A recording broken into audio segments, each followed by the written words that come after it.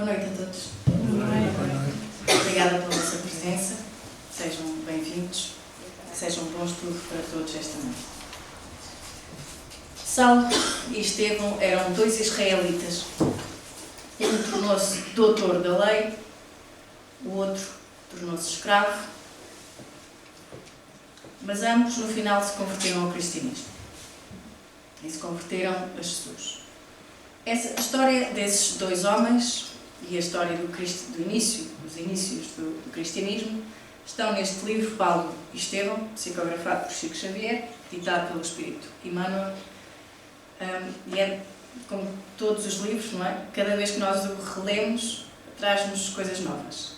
E nesta última releitura que fiz do livro, sobretudo nos primeiros capítulos, vi ali muita informação que me ajudou a compreender aquilo que estamos a assistir no nosso mundo hoje, nomeadamente com o mais recente conflito no Médio Oriente.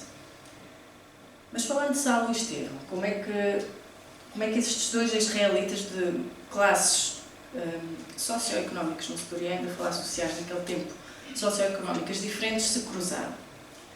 Saulo tornou-se então, como eu dizia, um doutor da lei,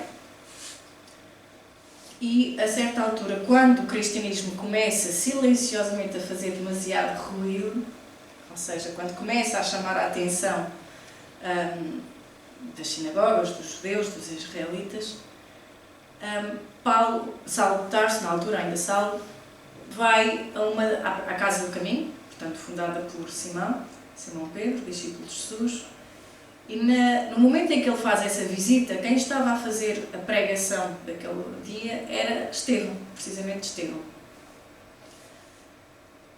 Estevão, que tinha visto a sua família ser morta pelas mãos dos romanos, teve que fugir da sua terra natal, juntamente com a irmã, Abigail, e depois de várias peripécias em que foi escravizado, foi torturado, passou por tudo, por imensas dores e sofrimentos, ele vai ter, já doente, bastante doente, vai conhecer Simão, e Simão vai ajudá-lo e vai se converter não é o termo, e vai começar a ouvir falar e a ler os pergaminhos que vinham com os evangelhos, e começa então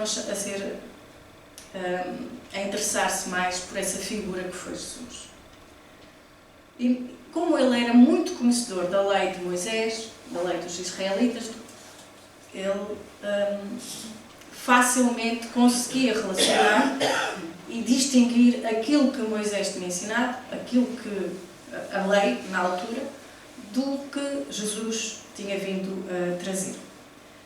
E era muito nessa base que ele fazia os seus discursos na Casa do Caminho, para todos aqueles sofredores que lá procuravam guarida. E quando ele encontra então Saulo de Tarso, quando ele lá vai e o interpela, no final da sua pregação, Estevão retira-se, mas Saulo quer impor-se e quer dizer, não, vem cá falar comigo e vem cá explicar melhor o que estás para aí a dizer. E Estevão esquiva-se a esse confronto. E como se esquiva a esse confronto verbal, a esse duelo, Saulo sentiu-se afrontado.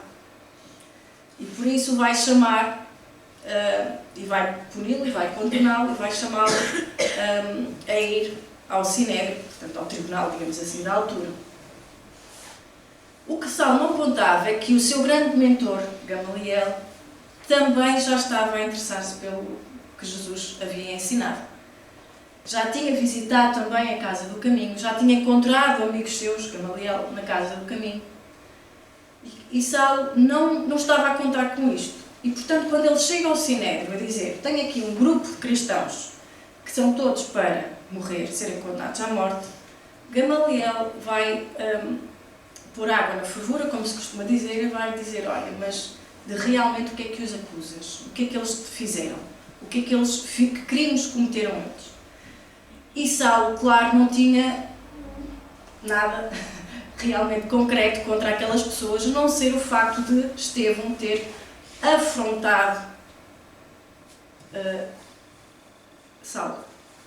Portanto, ao esquivar-se do duelo, Saulo entendeu isso como uma afronta. E era apenas isto que ele tinha contra aquele grupo de cristãos. Por isso, ante a reiterada escusa de Estevão, o doutor de Tarso exasperou-se e, depois de irritar a maioria dos companheiros contra o adversário, arquitetou um vasto plano, de modo a forçá-lo à polémica desejada, na qual buscaria humilhá-lo diante de todos os maiorais do judaísmo dominador. Já sabemos, com certeza já terão lido o livro, já sabem como é que esta história vai terminar.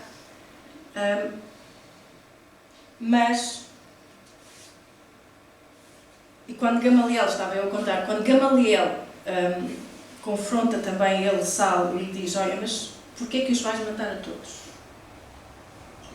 E Gamaliel, vendo e conhecendo bem o seu discípulo, conhecendo sobretudo esta característica de Saulo que nós já vemos aqui neste trecho, o seu orgulho, ele vai perceber que não vai conseguir demover Saulo. E, portanto, o que Gamaliel vai tentar fazer é aquilo que se chama mitigar a situação, ou seja, ele vai tentar, do mal ao menos, e vai tentar salvar o máximo possível de cristãos daquele grupo. E Saulo, ainda sabendo que tudo, e por agradecimento, digamos assim, a Gamaliel, que tinha sido o seu mentor, ele vai concordar: ok, eu salvo os outros cristãos, mas Estevão não. Estevão vai ter que ser condenado à morte. Lá está, porque Estevão tinha sido o único que se tinha dirigido diretamente a ele. Então, Estevão vai, de facto, ser julgado, mas durante o julgamento, e é esse o episódio fulcral para o trabalho de hoje, durante o julgamento, e ainda antes do julgamento começar, ainda antes de Saulo se dirigir a ele, Estevão vai comparar a audiência que estava no tribunal com a audiência que ele tinha normalmente na casa do caminho. Vai comparar as pessoas. E um dos detalhes que ele observou foi a extrema ostentação, a opulência que havia naquele tribunal. E ele começa a fazer-se algumas perguntas, porque, vamos lembrar, Estevão era judeu, ele seguia também aquela lei judaica e mosaica. Então estas vão ser as perguntas, algumas das perguntas que ele se vai fazer a si mesmo. E que nós podemos fazer a nós mesmos também para compreender aquilo que está a acontecer, porque já lá vamos falar do conflito que está a acontecer. Então, a primeira questão: não seriam aquelas pessoas, aquelas as ovelhas perdidas da casa de Israel, a que aludia Jesus nos seus vigorosos ensinamentos? É uma pergunta que nós podemos colocar nos dias de hoje acerca das pessoas, daquilo que está a acontecer hoje em Israel. Segunda pergunta que Estevão faz: ainda que o judaísmo não houvesse aceitado a missão do Evangelho, como conciliava ele as observações sagradas dos profetas e a sua elevada exemplificação de virtude com a avareza e o desregramento, que era aquilo que ele via nos judeus da altura, naquelas pessoas que estavam ali no Sinédrio? Terceira pergunta: como poderiam os israelitas harmonizar o egoísmo com a sabedoria amorosa dos salmos de David? Então, como é que nós podemos, mesma pergunta nós podemos fazer hoje, como é que nós harmonizamos aquilo que está a acontecer entre Israel e Palestina hoje, supostamente com os valores que eles defendem? Estranhável que tão zelosos da lei, pensava Estevão, se entregassem de modo absoluto aos interesses mesquinhos quando Jerusalém estava cheia de famílias, irmãs pela raça, em completo abandono. Então, como é que o Sinédrio poderia viver naquela opulência quando havia tanta gente em sofrimento e que não tinha o básico? Então ele comparou. Naquele momento ele comparou e percebeu que realmente Jesus se elevava muito mais aos seus olhos, porque Jesus se dedicava aos aflitos e aos que não tinham esperança, enquanto que ele e os do Sinédrio limitavam-se a julgar, por julgar. Vem então a acusação. E Saulo começa por dizer: sois acusado de blasfemo, caluniador e feiticeiro perante as autoridades mais representativas. No entanto, antes de qualquer decisão, o Tribunal deseja conhecer a vossa origem para determinar os direitos que vos assistem neste momento. Sois porventura de família israelita? Esta última pergunta: sois porventura de família israelita? Lá está. Um povo aqui que se coloca num pedestal. Porque se ele fosse israelita, como era de facto, ele ia ter direito ia ter alguns direitos no julgamento que se não fosse não teria. E continua Saulo: porque rejeitaste o meu convite à discussão quando honrei a pregação no caminho com a minha presença. Quando vos honrei com a minha presença, dizia Saulo. Então nós vemos aqui que de uma simples contenda, alguém que foi assistir a uma palestra, como nós estamos aqui, e vai dizer: olha, eu quero continuar a conversar contigo sobre aquilo que tu tiveste para ali dizer. Falaste desse Jesus, falaste desses ensinamentos todos, mas anda cá a discutir comigo e dizer novamente o que tu estás a defender. E quem está a palestrar diz: olha, não vou continuar porque eu não quero debater, não te quero convencer a nada, não te quero converter a nada. E além disso, Jesus aconselhou-me a afastar-me das discórdias. Foi isto que Estevão fez. E por causa disto ele foi acusado. O que é que está aqui em causa, neste facto tão simples? E se nós formos ver, é que todas as contendas, sejam entre Saulo e Estevão, sejam entre ciência e religião, sejam na nossa família, sejam no nosso trabalho, seja numa associação a que pertençamos, todas elas vão ter a mesma origem: poder. Todas. O que é o poder? Mais do que definir o poder, nós temos que perceber em que situações é que ele existe. E ele existe essencialmente em 3 situações. Primeiro, nós temos o poder despótico, que infelizmente hoje em dia nós estamos a tornar-nos bastante familiarizados com eles. O que é este poder despótico? Quem pode, quem manda, é aquele que se impõe pela força, o que tem força para exercer, para impor a sua vontade, o seu desejo, a sua visão, a sua ideia ao outro. Mas muitas vezes as pessoas vão confundir o poder com a força, mas não é a mesma coisa. Porque um poder significa que eu tenho algo que me permite comandar sobre outra pessoa, impor-me sobre outra pessoa. E isso pode ser pela força ou não. Quando a fonte do poder é a força, chama-se despótico. E então aí vamos usar a coerção, vamos usar a violência, vamos obrigar as pessoas, vamos forçar as pessoas a fazer qualquer coisa. E isto começou desde que o humano existe. A pergunta que fica é: porquê é que o ser humano procura o poder? O segundo tipo de poder que nós temos é o poder chamado patriarcal.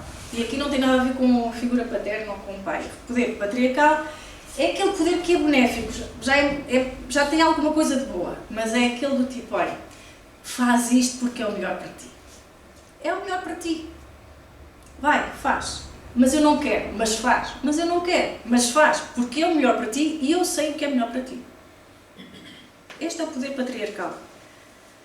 Tem uma proposta de ser benéfico, mas a gente diz: é para teu bem, mais tarde vais entender.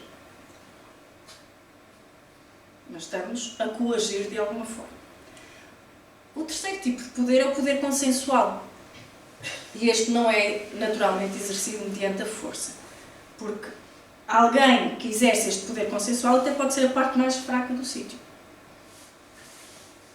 Mas o que ele vai procurar: olha, tu és bom nisto, ok, então ficas tu responsável por isto. É o poder, vai procurar o consenso. Não vai exercer a imposição. Vamos fazer assim, assim, tu és bom nisto, fazes isto assim, ficas responsável por essa área. Pronto. Qual é o problema do poder despótico? Qual é o problema de eu usar a força sobre o outro? Qual é o problema de eu dizer: olha, faz assim porque eu sei o que é melhor para ti? O que é que isto tem de mal? É que nós estamos a infringir aquilo, ou estamos a infringir ou a meter-nos com algo que não fomos nós que demos, que é a nossa liberdade, o nosso livre-arbítrio. E isso foi Deus que nos deu, não fomos nós que demos a ninguém. Mas se a pessoa obedece é porque quer. É porque a pessoa quer obedecer. Tudo bem, mas não é isso que está em causa. O que está em causa é qual é a intenção da pessoa que está a exercer o poder. Não é se a outra pessoa aceita ou não. Qual é a causa do poder despótico? Porquê é que alguém de repente se acha que é superior à outra pessoa, que tem um sangue melhor, que tem uma cor de pele melhor, que tem mais inteligência. De onde é que isto vem?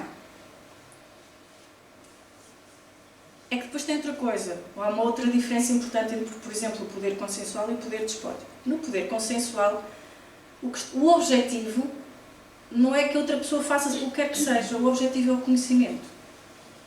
No poder consensual nós queremos o conhecimento para um fim, que é servir. Só que isso dá muito trabalho. É que conhecer e aprender dá muito trabalho. E servir também dá muito trabalho. Não é? O poder despótico dá muito trabalho. Eu só tenho que mandar os outros fazerem. E depois é arranjar estratégias para me manter lá no poder. E existem várias estratégias. Por exemplo, olha, eu sou mais forte, mas como eu digo que sou mais forte, eu sei que à medida que eu envelheço vai aparecer alguém mais forte do que eu vou ter que arranjar aqui outra estratégia. Olha, tu tens que fazer isto porque eu sou mais forte, porque Deus quis. Assim. E como se isto não fosse convincente, eu vou arranjar testemunhas. Então eu arranjo 3 pessoas, 10% dos lucros vão para elas, e tu vais confirmar que foi Deus que me disse que eu sou o eleito e, portanto, tenho direitos a impor a minha vontade sobre os outros. Isto é o poder despótico. No poder consensual não é por aqui que nós vamos. Se eu exerço o poder despótico, eu vou mandar os outros fazerem as coisas por mim, certo? Eu vou mandar, olha, eu preciso de comidinha, portanto, vão lá às compras, ou vão lá caçar os coelhinhos, vão lá fazer, e tragam os meus coelhinhos. Para mim. Primeiro eu, depois os meus, e para vocês nada. Eu fico com os coelhos todos.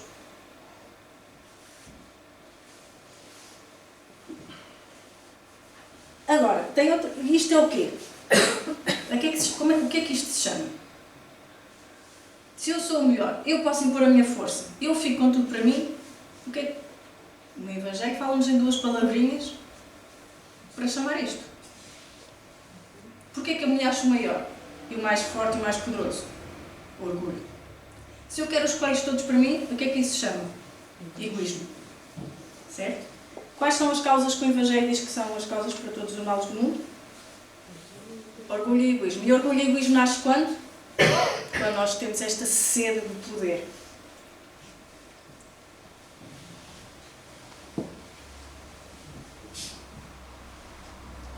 Porquê que eu vou querer ou achar que tenho o direito de ficar com os coelhos da Dona Manuela? O que é que me faz a mim não ir eu procurar os meus coelhos e querer ficar com os coelhos dos outros?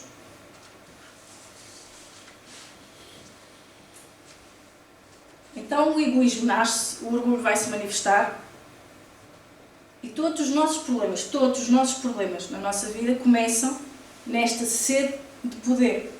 Porque eu quero mandar porque sim, porque posso e porque quero. E o objetivo é ganhar, mesmo quando não há nada realmente a ganhar. Que é o mais interessante. É que nós andamos nestas disputas mesmo quando não há nada a ganhar. Quando nós já sabemos que ninguém vai ganhar corrida nenhuma. Como diz a minha sobrinha, não estamos numa corrida. Quando ela está a tomar a refeição e olha, o teu irmão já comeu e ela diz logo, não estou numa corrida. E ninguém está aqui numa corrida.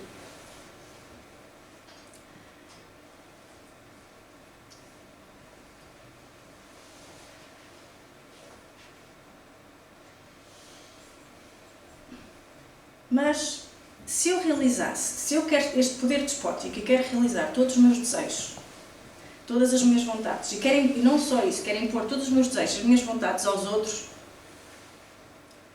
como é que ficava a recomendação do Evangelho quando nos diz alegrai-vos quando Deus vos enviar para a luta? Evangelho segundo o Espiritismo, capítulo 5, no item bem e mal sofrer.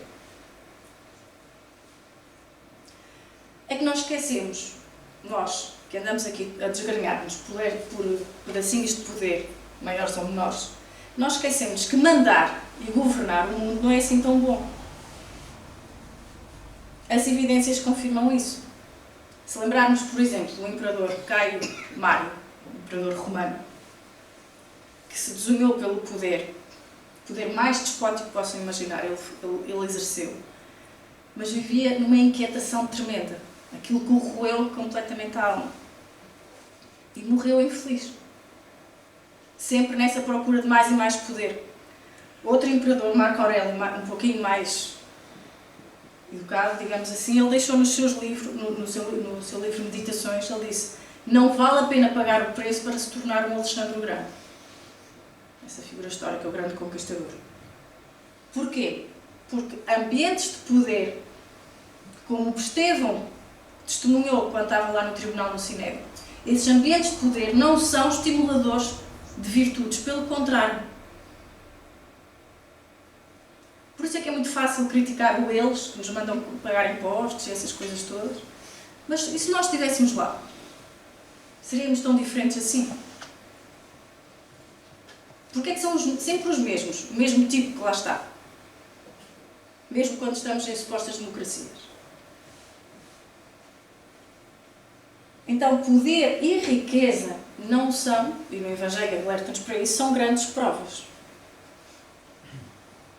Agora, há uma pergunta que todos nós já nos perguntamos, sobretudo nós espíritas, que é: estas guerras, estes conflitos, ok, está aqui uma questão de poder por trás, obviamente, mas elas serão mesmo necessárias? O que é que nos diz o Evangelho? Capítulo 7. Homens, por que lamentais as calamidades que vós mesmos amontoastes sobre a vossa cabeça? O mesmo foi dito ali na pagela. Desprezastes a santa e divina moral do Cristo, não vos admireis de que a taça da iniquidade tenha transbordado por toda a parte. Então, é a mesma coisa que, por exemplo, estamos a assistir com a crise ambiental. Já não há mais peixe no mar, os nossos netos já não vão poder comer peixe. Não. Tanto maltratamos, tanto plástico usamos, que o plástico substituiu o peixe. A taça transbordou. O planeta está esgotado. Porque nós sobreusamos. É o que nos está a dizer aqui, em termos morais, claro. O mal-estar torna-se geral, mas a quem se deve, senão a vós mesmos, que procurais incessantemente aniquilar-vos uns aos outros? Não podeis ser felizes sem mútua benevolência, e como poderá a benevolência coexistir com o orgulho? Como é que o Gamaliel queria que Saulo perdoasse Estevão, se estava lá o orgulho no meio? Se o orgulho foi a causa que o fez de ter Estevão em primeiro lugar e mandar prender todos aqueles cristãos. E neste texto, eu não pus aqui o resto, mas o resto do texto vai dizer que só há uma solução. Qual? Seguir o exemplo de Jesus. Seguir a conduta de Jesus.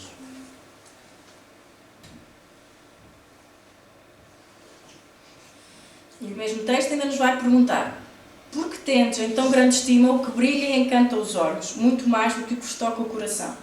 Porque o vício da opulência é o objeto da vossa adoração. Não foi o que Estevão notou quando chegou lá ao Sinédrio?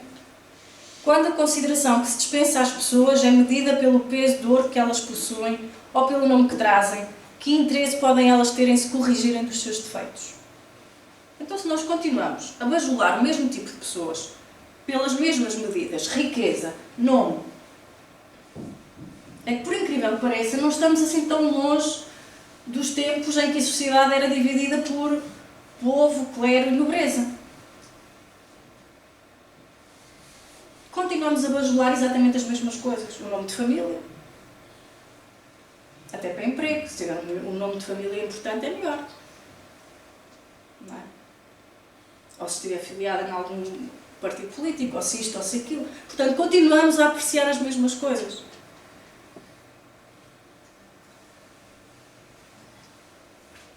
E há uma pergunta que o Evangelho nos faz, que é, assim, brutal. E mesmo direita ao tópico que estamos a falar hoje. Porque cada qual deseja elevar-se sobre o seu irmão. Então, se não estamos numa corrida, porquê é que uma linha se acha maior, melhor ou superior à outra? Seja no que for.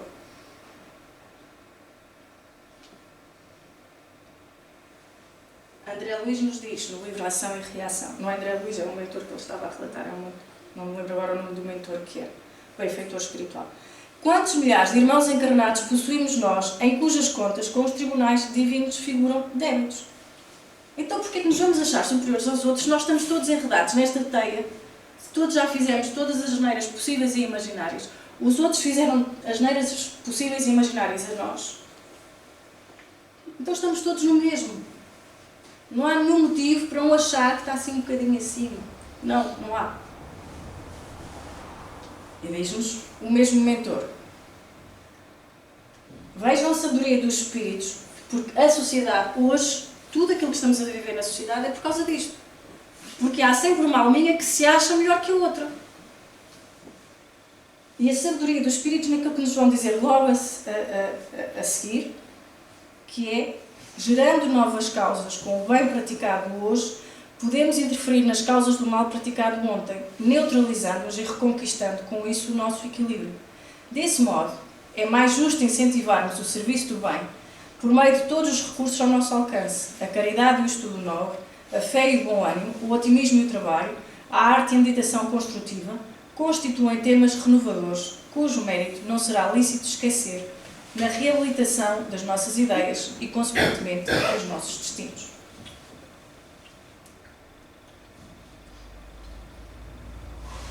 Então, desde que o homem é homem, que existem guerras. As guerras sempre existiram. Por causa daquilo, de nós nos queremos elevar sobre o outro. Nós queremos sempre dominar o outro de alguma forma. E porquê? Nós temos muitos modelos sociais, muitos modelos económicos, porque há sempre esta vontade do homem querer dominar o outro. Mas se nós formos analisar, e é isto que está na base de todas as guerras, é esta vontade de um querer dominar o outro. Mas e se formos analisar um pouco mais a fundo as guerras, que estão a acontecer agora na Europa, que estão a acontecer no Médio Oriente, que já estão a acontecer há muito tempo na África, mas aí ninguém quer saber, é que elas não surgiram do nada. Não foi agora o X ou o Y ou o Z que se lembrou, olha, vou fazer uma guerra. De onde é que surgem todas as guerras que existem?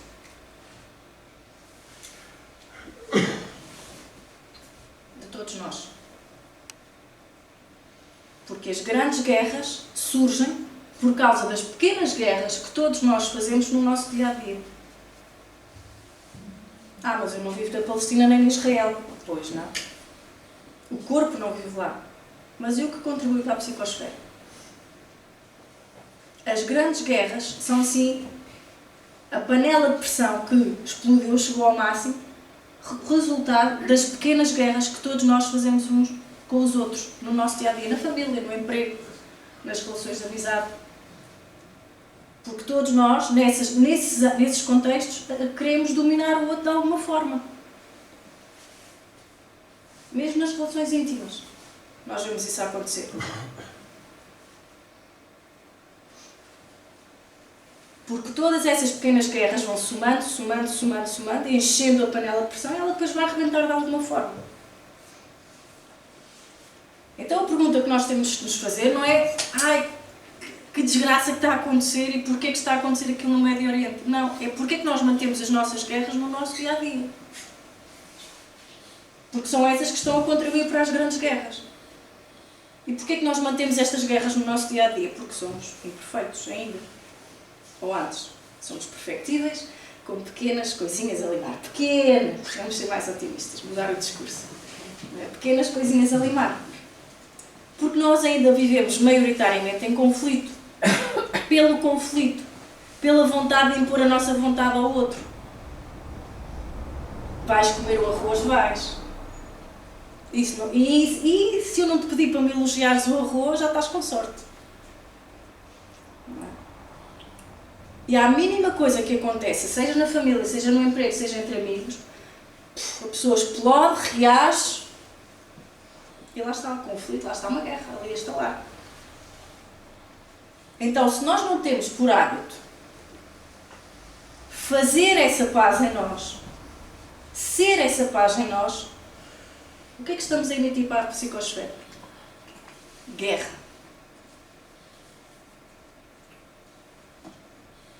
Damos o que o nosso coração tem. E quantas vezes o nosso coração não está cheio de amargura, não está cheio de violência, não está cheio de intolerância, não está cheio de orgulho, não está cheio de maledicência. Então é isso que nós libertamos. E quando isto acontece, nós não conseguimos ser os instrumentos de paz, que nos fala a prece. Vamos ser, sim, os instrumentos de guerra. Vamos ser, sim, instrumentos de confrontos. Vamos ser, sim, instrumentos de violência. E esta violência não tem que ser física. Não precisamos de andar aqui à lambada. O problema é que não andamos às lambadas físicas, mas andamos às lambadas emocionais. Porque quantas vezes uma resposta, uma atitude, dói mais do que uma violência física, do que uma dor de dentes. A dor de dentes resolve-se.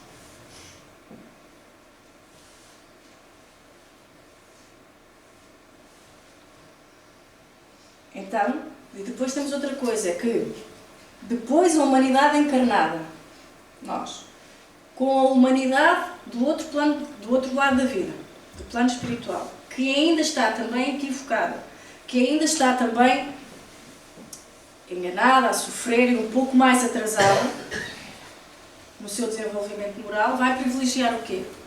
Essa visão materialista, essa visão do ter, do poder, do mandar, não é? Vai-se conjugar isso, juntando com esses nossos conflitos, com essas nossas pequenas imperfeições, vão criar estes conflitos em diferentes escalas que se vão somar.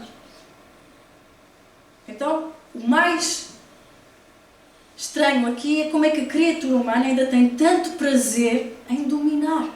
Que prazer é este que a criatura humana vê em dominar outra? Em impor a sua vontade, em querer determinar as coisas, em destruir, em humilhar, em conflituar, em destruir o que os outros têm, em ficar com os coelhinhos todos. É este atraso moral nosso, de todos nós, que leva à barbárie que todos nós estamos a assistir e de que todos nós nos estamos a queixar ao ver as notícias. Agora, nós sabemos que o universo está a evoluir. Tudo, o nosso planeta está a evoluir. A lei da evolução é uma lei de Deus. O que é material também evolui, o nosso planeta também vai evoluir. E o nosso planeta vai evoluir, quer nós queiramos, quer não. Ele está a evoluir, está a seguir o seu curso. Porque ele está sujeito às leis de Deus e as leis de Deus não atrasam ninguém. Não atrasam nada nem ninguém. A evolução que não depende de nós vai acontecer, está a acontecer. Agora, a evolução que depende de nós é a pergunta que cada um tem de fazer assim mesmo. Nós sabemos que estamos num mundo de sofrimento, um mundo de provas e expiações, que é um mundo de dores, um mundo de sofrimentos, um mundo de lutas, mas nós ainda não percebemos quais são as lutas que deveríamos ter. Nós ainda estamos a lutar-nos contra os outros, quando temos que lutar é connosco mesmos. Como? A lutar para limar estas imperfeições. Estas são as lutas que temos que ter. É lutar para que eu hoje seja um bocadinho melhor do que fui ontem. Um bocadinho, sim, só um bocadinho. Não é preciso muito, não é preciso pressa. Mas essas são as lutas. E como identificou Freud, psicanalista, ele dizia que toda a criatura humana tem dois impulsos em si, Eros e Thanatos. Ou seja, tem um impulso de vida para as coisas boas, para a harmonia, para a sabedoria, para tudo aquilo que favorece e ajuda a vida, mas também tem um impulso de morte, para as coisas negativas, pesadas, para as coisas que fazem sofrer, que magoam a nós e aos outros. Então as nossas lutas têm que ser para equilibrar dentro de nós estes dois impulsos. Equilibrar não, fazer com que o impulso de vida seja maior e pese mais na balança do que o impulso de morte, que não é aquilo que está a acontecer. E por isso é que nós nem sequer estamos a conseguir acompanhar a evolução do planeta. O planeta está a evoluir e nós. Porque nós sabemos que o planeta vai evoluir e agora pensem, ou vamos pensar, imaginem como seria bom que o nosso planeta evoluísse, melhorasse e que nós todos juntos pudéssemos continuar a morar nele. Um bocadinho melhores. Mas o que vai acontecer é que uns até poderão continuar a morar nesse planeta melhorado, outros irão para outros mundos. Agora imaginem que entravam numa máquina do tempo e iam viver para a Idade Média. Ou para a época de Jesus, por exemplo. Iam viver para uma época em que não têm telemóvel, em que não têm carros, em que não têm livros, em que não têm chocolate. Depois de saberem que isso existe. É que o problema não era viver naquela altura sem saber que isso existe. O problema era ir para lá sem saber que isso existe e não poder ter. É isso que nos vai acontecer na nossa evolução. Então, quando nos perguntamos será que as guerras são mesmo necessárias? A boa notícia para quem se faz essa pergunta é que nós não somos os únicos a fazer essa pergunta. Já houve alguém no século XIX chamado Allan Kardec que me fez exatamente essas perguntas aos espíritos. E reparem, ele fez isto no século XIX, numa altura em que França estava altamente conturbada porque estava a sair da Revolução Francesa e, portanto, ainda estava tudo ali um bocado abatatado e a atravessar grandes convulsões, mesmo sendo a França considerada o país das luzes, do conhecimento, das coisas boas, mas não. Então a culpa da guerra, deixem-me ver que eu entretanto perdi o fio à meada. Antes de falarmos de Kardec, trouxe-vos aqui só o que é que o orgulho faz. Saiu há 2 ou 3 dias, que saiu este artigo de uma das poucas jornalistas que eu ainda leio. E este título tem tudo a ver com aquilo que estamos a dizer. Gaza é o nosso espelho. Por causa disto que eu estive a dizer até agora. É o nosso espelho. E ela dizia uma coisa muito interessante. As vítimas da fome estão de pé. O mundo não. E o mundo somos todos nós. Não são os Estados Unidos, não são a Rússia, não, somos todos nós. Há alguns relatos para que nós percebermos o que é esta sede de poder, o que é este prazer de dominar o outro está a fazer. Todos nós sabemos. Eu deixo-vos ler, não gosto de repetir isto em voz alta. Mais um. Milhares estão a dormir nas ruas. Hoje comi um pedaço de pão e um tomate. Consegui 250 ml de água. Estou a guardar 60 ml para a noite. Sou um sortudo. Eram amigos dessa jornalista. Muita gente não está a comer. Isso é claro quando centenas de olhos se fixam no que tenho nas mãos. Muitos de nós mendigam comida. A fome tornou as pessoas estranhas. Vi gente a roubar. Muitas lutas. Nenhuma privacidade. Zero higiene. O esgoto está por toda a parte. Milhares de membros amputados. Gaza já não é habitável. Gaza, a bela casa, tornou-se uma grande pilha de entulho. As imagens lembram-me Nagasaki e Hiroshima.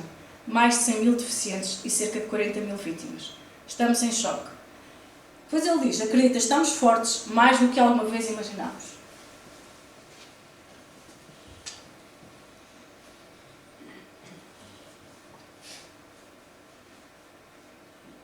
A água está contaminada. Só urino à noite quando tenho a certeza de que a multidão não pode ver. Tão inumano. Continuo a rezar para sair. A situação piora a cada dia. Nem acredito que ainda me consigo mexer. Tanta fome, tão sujo, muitas dores e frio. Depois sobre a questão do Tribunal Penal Internacional, linguagem forte, mas decisão pálida. Israel continuará. Sofreremos mais, literalmente morrendo às centenas por dia. Temos noção de quantas crianças já morreram desde outubro?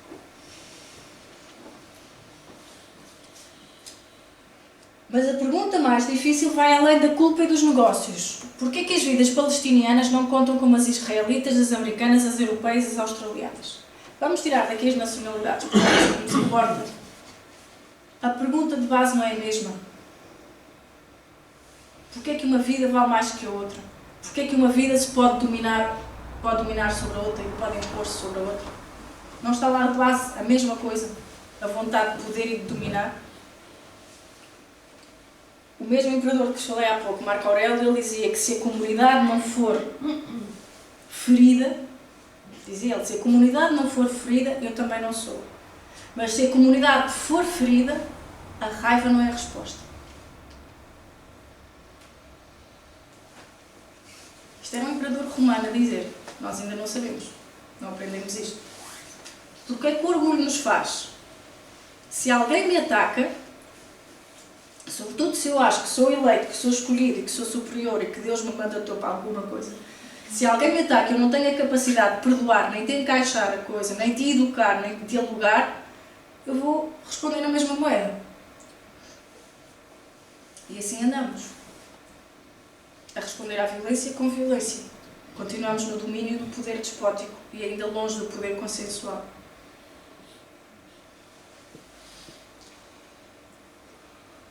Então, no Livro dos Espíritos, o que é que impele o homem à guerra? A predominância da natureza animal sobre a natureza espiritual e transbordamento das paixões. Lá está, o prazer pelo dominar o outro, pelo poder, pelo impor, pelo ter. No estado de barbárie, os povos, um só direito conhecem, o do mais forte. Poder despótico, aquilo que falávamos sobre o poder despótico.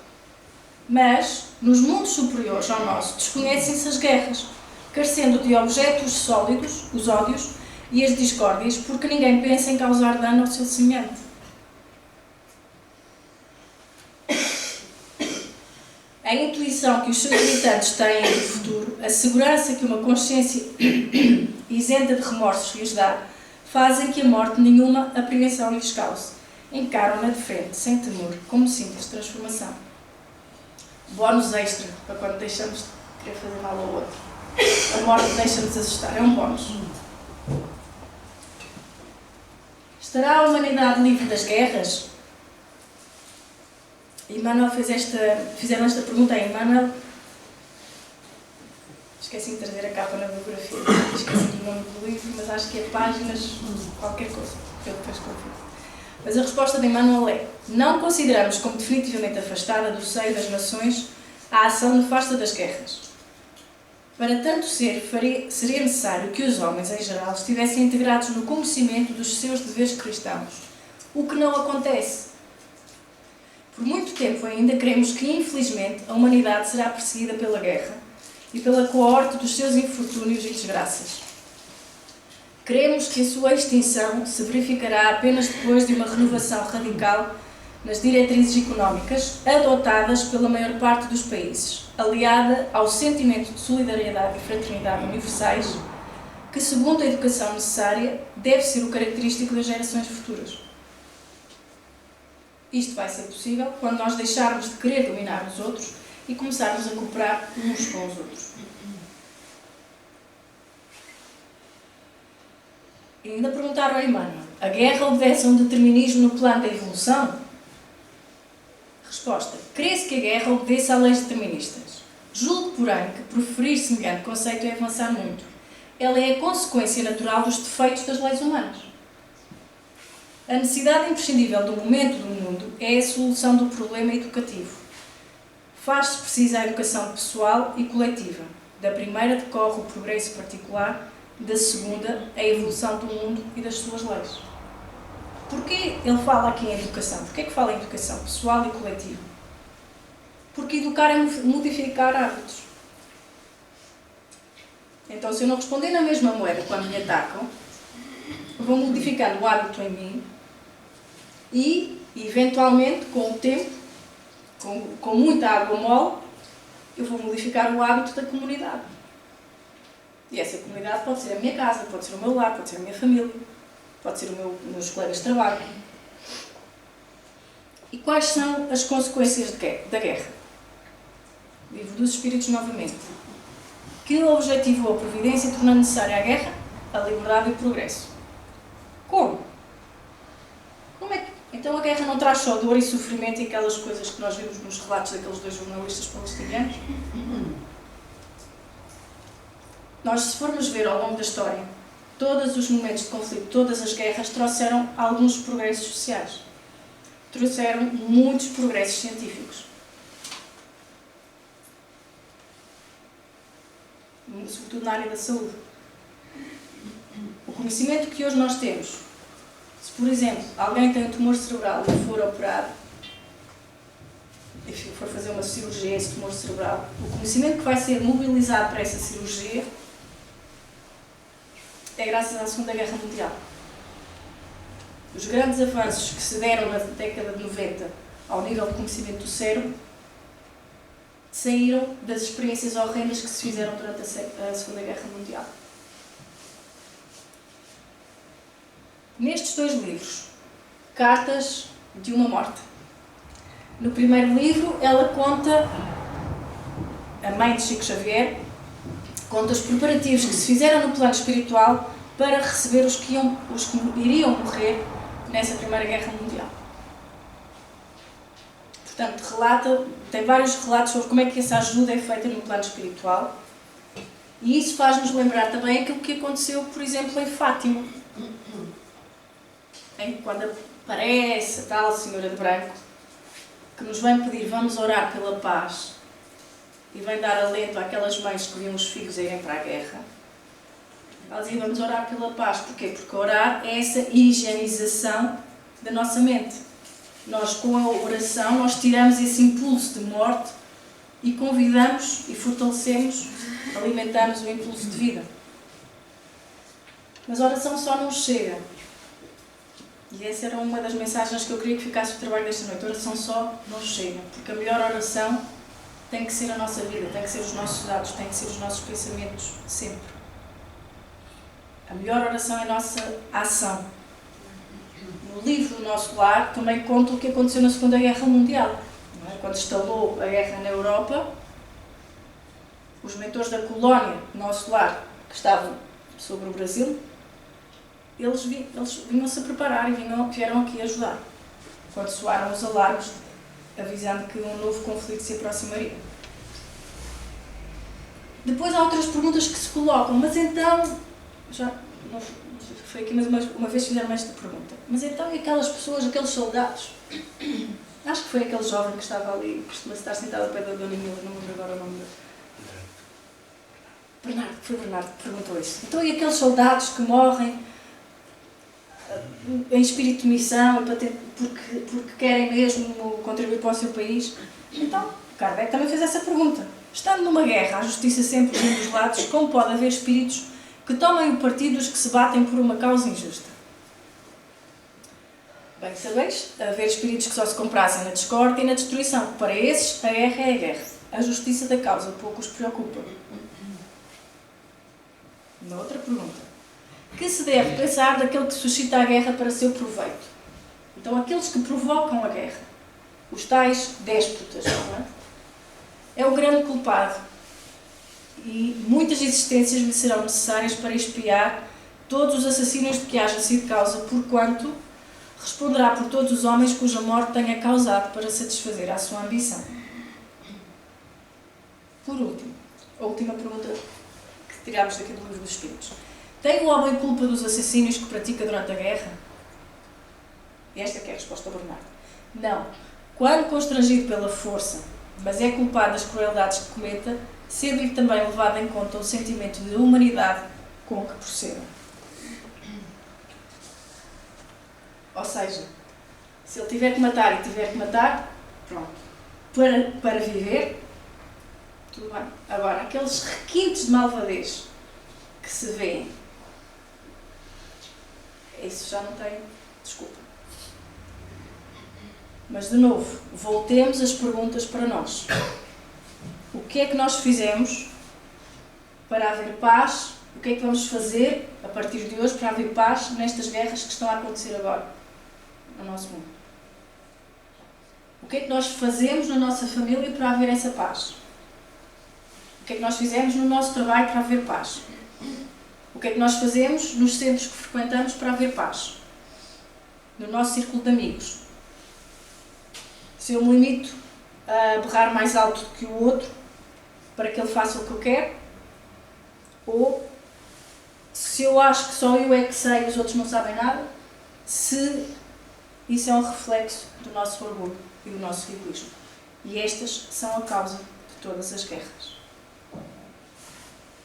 Então olhemos para o exemplo de Estevão, que momentos antes de ser apedrejado, ele dizia: amigo, o Sinédrio tem 1000 meios de me fazer chorar, mas não lhe reconheço poderes para obrigar-me a renunciar ao amor de Jesus Cristo. Neste planeta nós somos todos dependentes uns dos outros. E nada do que fazemos ou deixamos de fazer é alheio ao destino dos outros. É aquela história do efeito borboleta, não é? De um ponto de vista ético, isso tem uma consequência, que é todos nós somos responsáveis pelo outro. Somos responsáveis por nós. Mas também somos responsáveis pelo outro. Somos responsáveis por aquelas vidas que estão agora a sofrer na Palestina, em Israel, na Ucrânia, na Rússia, onde for, no Mali, em Moçambique, por aí fora. Do outro lado da rua. A responsabilidade existe firmemente estabelecida por esta teia de interdependência global. Se não fosse esta teia, como é que o plano espiritual nos vinha ajudar nestes conflitos? Podemos reconhecer ou não a presença dela, mas ela está lá. Podemos assumir ou não, mas ela está lá. O discípulo do Cristo deve saber a quem serve e eu me honro em ser instrumento humilde nas suas mãos, dizia Estevão. E sabe, não precisamos de um inovador para a vida de Israel. Compreendereis um dia que para Deus Israel significa a humanidade inteira.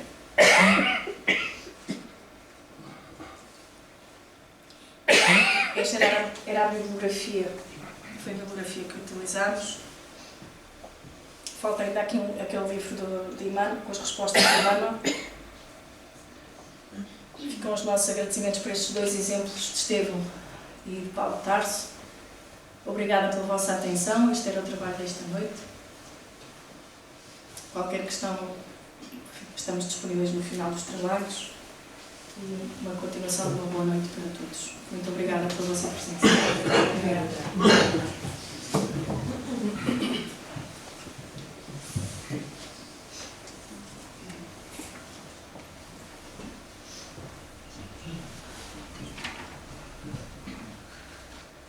Vamos então orar.